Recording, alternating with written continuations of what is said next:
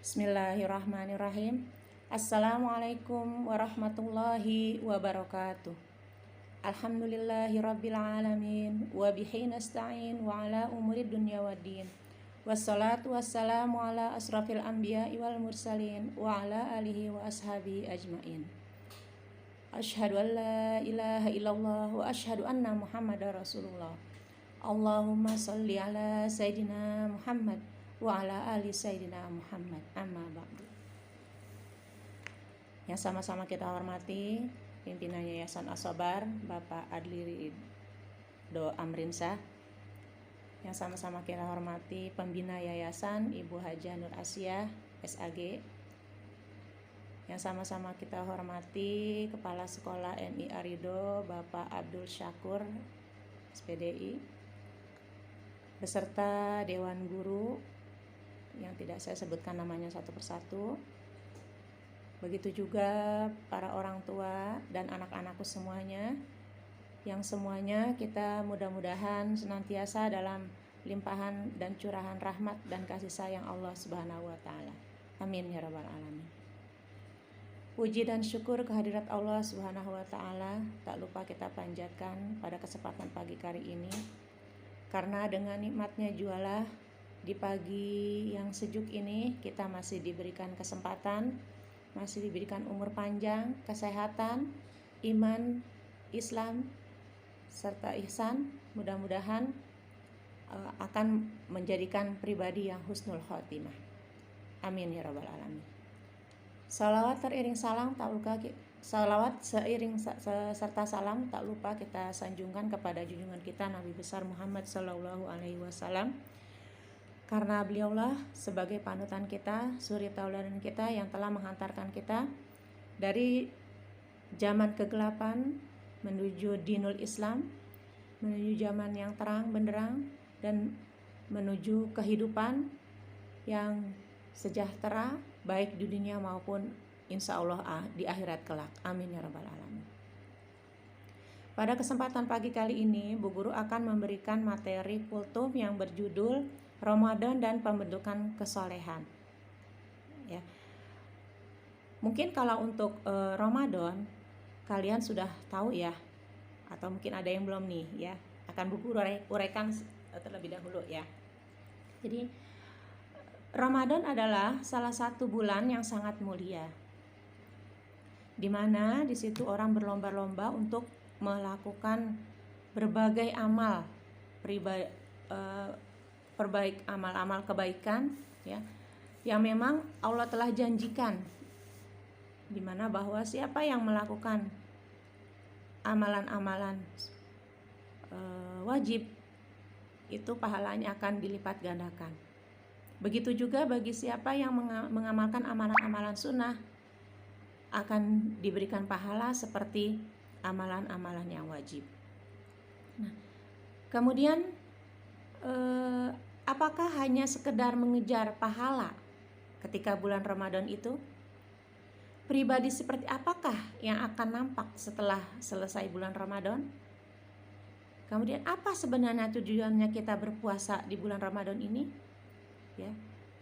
Nah, mungkin itu pertanyaan-pertanyaan yang akan kita jawab pada kesempatan kali ini. Ya.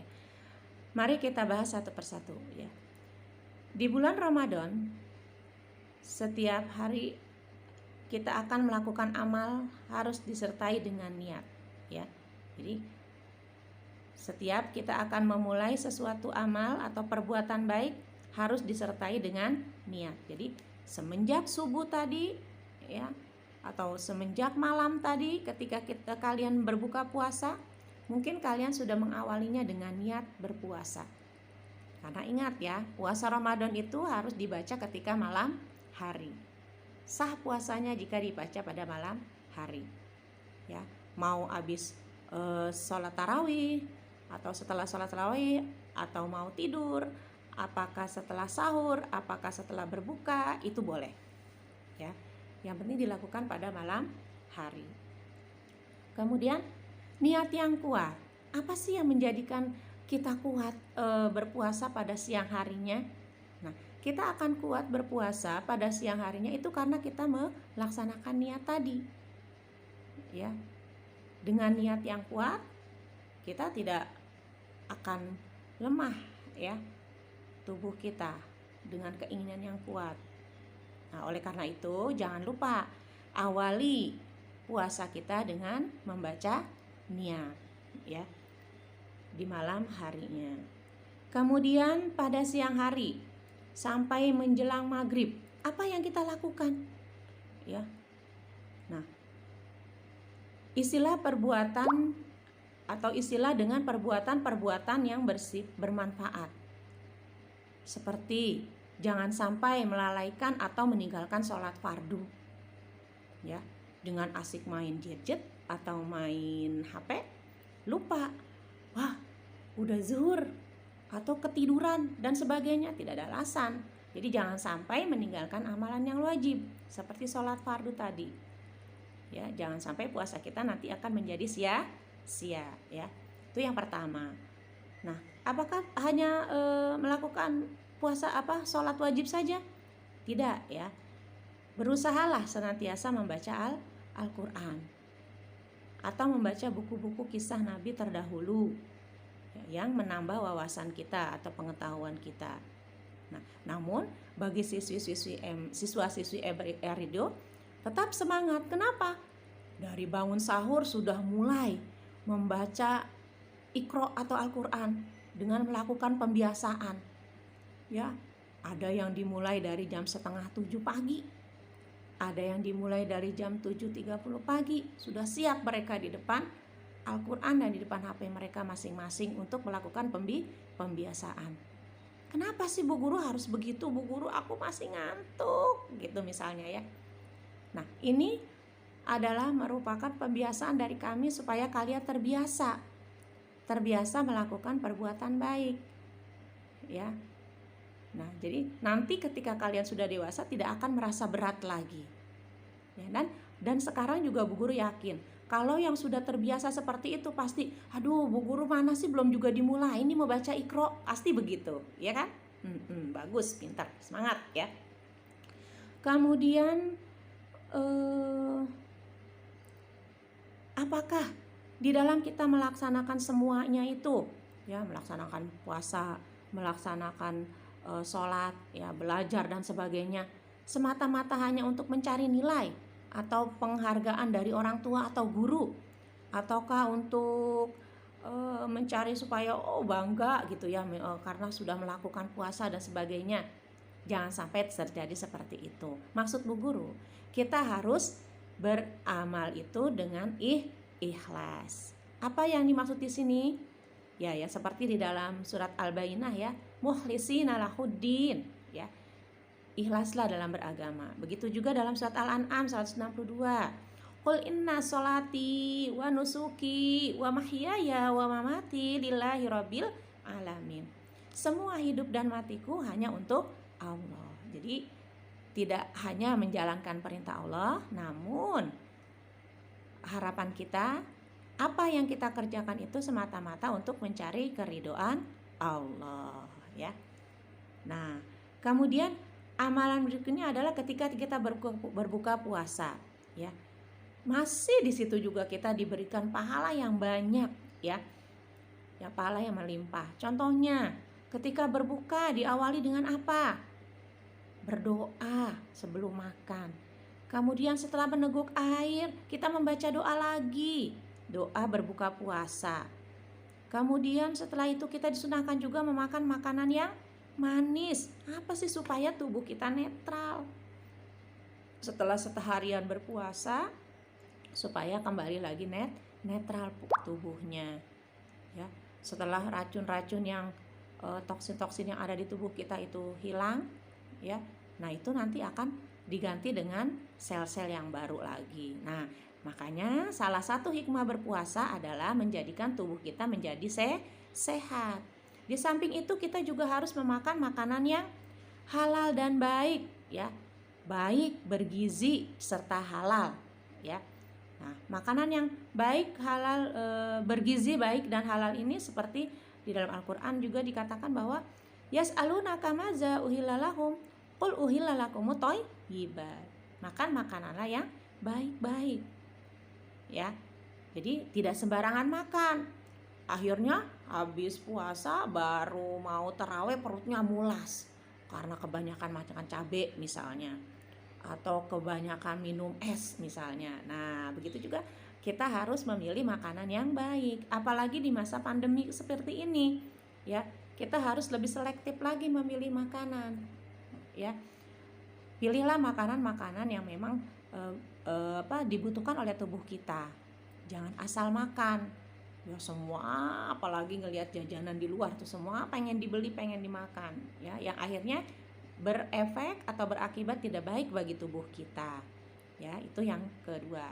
Jadi selain cara makan menggunakan adab yang Islami, kemudian yang kedua adalah memilih makanan yang bergizi baik serta halal, ya. Kemudian ketika makan juga ada adabnya juga, ya. Adab ketika makan tuh bagaimana? Membaca doa sebelum atau sesudah makan, ya. Kemudian ketika makan juga tidak bersuara sehingga pada keluar tuh makanan yang di dalam mulut, ya. Nah, jadi benar-benar Islam itu agama yang sangat sempurna, sampai masalah kecil, masalah makan saja ada adabnya, ada tata caranya, ya. Nah, jadi itu ya yang kedua. Kemudian yang ketiga, pribadi seperti apa yang diinginkan setelah bulan Ramadan? Nah, sekarang kalau Bu Guru tanya, ketika berpuasa itu kalian kalau misalnya nih ada makanan sisa sahur atau makanan yang berlebih kemarin masih ada ya, misalnya di dalam kulkas yang disimpan mama. Kalau tidak ada bunda, tidak ada kakak, tidak ada ayah, kira-kira kalian ambil tidak untuk dimakan? Coba, ayo jawab. Nah, kalau kalian tidak ambil, walaupun tidak ada yang melihat, karena kalian yakin bahwa Allah Maha melihat, ya, bahwa Allah melihat perbuatan kalian beserta malaikatnya, ya. Nah, di situ menandakan adalah pribadi yang jujur. Ya, pribadi yang jujur di situ apa? Dia tidak melakukan perbuatan yang tercela, ya, walaupun tidak dilihat oleh mata manusia, karena merasa selalu diawasi oleh Allah. Nah, itulah yang dikatakan dengan ihsan, ya. Jadi berbuat sesuatu atau melakukan amal perbuatan selalu karena Allah dan selalu merasa diawasi oleh Allah. Nah, itulah pribadi yang soleh atau soleha, ya. Jadi senantiasa berbuat jujur, kemudian ihsan dalam beramal, ya. Nah, kemudian jika kita sudah berusaha untuk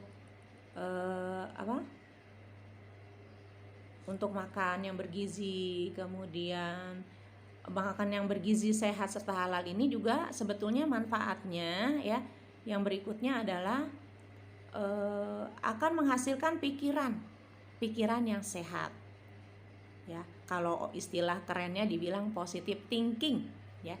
Orang-orang yang senantiasa berpikiran baik, berpikiran positif, tidak berpikiran jorok atau kotor, itu, ya. Nah, agama Islam ini memang sekali lagi Bu Guru bilang bukan agama yang paling sempurna, ya. Di samping memilih makanan yang baik, cara makannya yang baik, ya, juga diperhatikan di situ. Sebelum misalnya sebelum dan sudah makan dimulai dan diakhiri dengan berdoa, makan tidak bersuara. Jadi tidak hanya sekedar mengenyangkan perut, ya, namun juga mendapatkan pahala dan keridhaan dari Allah. Itu yang diharapkan.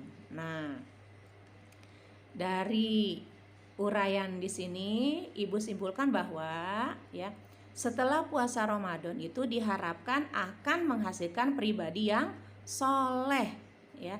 Pribadi yang soleh itu yang bagaimana? Yaitu pribadi yang jujur dan ikhlas serta ihsan dalam beramal, ya. Jadi tidak hanya di bulan Ramadan, ya, senantiasa berusaha beribadah dan melakukan perbuatan baik, namun justru setelah bulan Ramadan akan menjadi pribadi yang lebih soleh lagi, yang lebih baik lagi, ya. Jadi dalam melakukan sesuatu pekerjaan tidak hanya sekedar mencari nilai atau angka tertinggi, namun senantiasa berusaha mencari keridhaan Allah, ya, Subhanahu wa taala. Karena jika Allah sudah ridho, Allah akan memperkenankan apa saja yang menjadi hajat kita atau keinginan kita. Dan semoga kita semua menjadi pribadi yang soleh dan soleha, yang senantiasa mendapat ridho dari Allah Subhanahu wa taala. Amin ya robbal alamin. Demikianlah kultum pada kesempatan pagi ini. Namun sebelum Ibu tutup, Ibu simpulkan dulu ya. Yang pertama, agar tubuh dan pikiran kita sehat, kita harus memilih makanan yang baik, bergizi, menyehatkan, serta halal. Ya, karena ini akan berakibat kepada tubuh kita. Tubuh kita akan menjadi sehat, kuat, ya, kemudian menghasilkan imunitas yang tinggi. Begitu juga akan menjadikan pribadi yang tidak malas dalam melakukan amal ibadah, ya, giat beribadah, ya. Kemudian ketika makan dan yang kedua, ketika makan dan minum lakukanlah dengan menjalankan sunnah Nabi Muhammad SAW. Dimulai dan diakhiri dengan membaca doa serta mengamalkan adab yang baik ketika makan. Itu yang kedua. Kemudian yang ketiga, Ramadan adalah bulan yang sangat mulia dan sebagai sarana untuk berlomba-lomba mengejar pahala dan ridho Allah. Dengan senantiasa melaksanakan perintahnya, baik yang wajib maupun yang sunnah. Dan tentunya senantiasa menjauhi dan meninggalkan larangannya. Ya. Kemudian pribadi seseorang yang soleh dan soleha dapat terwujud jika melaksanakan puasa dengan benar, jujur, dan senantiasa ikhlas dan serta ihsan dalam beramal, ya. Jadi itulah kesimpulan materi kultum Bu Guru pada kesempatan pagi kali ini. Demikianlah, mudah-mudahannya sedikit ini bermanfaat khususnya untuk ibu pribadi dan untuk kalian semuanya. Mudah-mudahan bisa dipahami ya bahasanya ya. Ya walaupun mungkin agak gimana ya, berantakan ya bahasanya ya. Ya, Bu Guru minta maaf ya. Ya, sekali lagi Bu Guru minta maaf apabila ada kata-kata yang kurang berkenan. Dan sekali lagi Bu Guru akhiri sekali lagi Bu Guru mohonkan mudah-mudahan apa yang Bu Guru berikan ini walaupun sedikit bisa bermanfaat buat kita semuanya. Ya, untuk kesempatan kali ini cukup sekian. Bu Guru akhiri. Assalamualaikum warahmatullahi wabarakatuh.